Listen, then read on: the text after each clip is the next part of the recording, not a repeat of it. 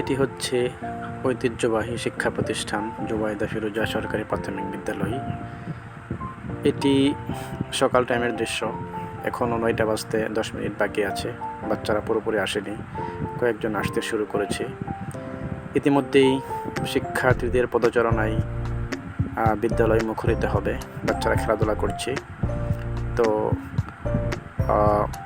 সব শিক্ষক ইতিমধ্যে এসে পড়েছেন।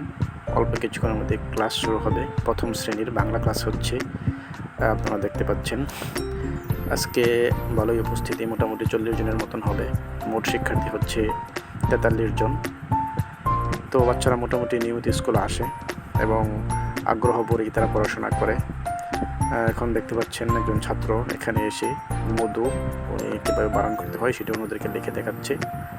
তো এখন বাচ্চারা শব্দ খেলা খেলছে, মানে হচ্ছে বই থেকে শব্দগুলো দেখে কি আগে লিখতে পারে সেই বিষয়ে প্রতিযোগিতা হচ্ছে।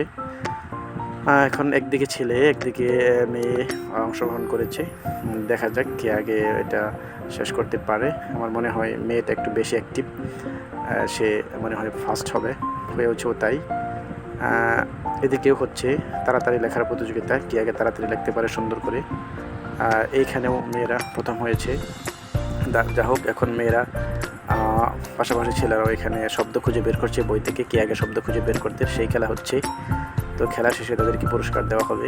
দেখা যাক কে পাস করে। এখন বোর্ডে যে একটি লেখা সেটি পড়ে শোনাচ্ছে বাচ্চাদেরকে। তাদের এই ক্লাসের একজন সাথী, সে পড়ে শোনাচ্ছে, সাথে সাথে তারা সব উচ্চারণ করে পড়ছে এবং সব মিলিয়ে বাচ্চারা আমাদের সাথে পড়াশোনা করছে, কথা নিঃসন্দেহে বলা যায়।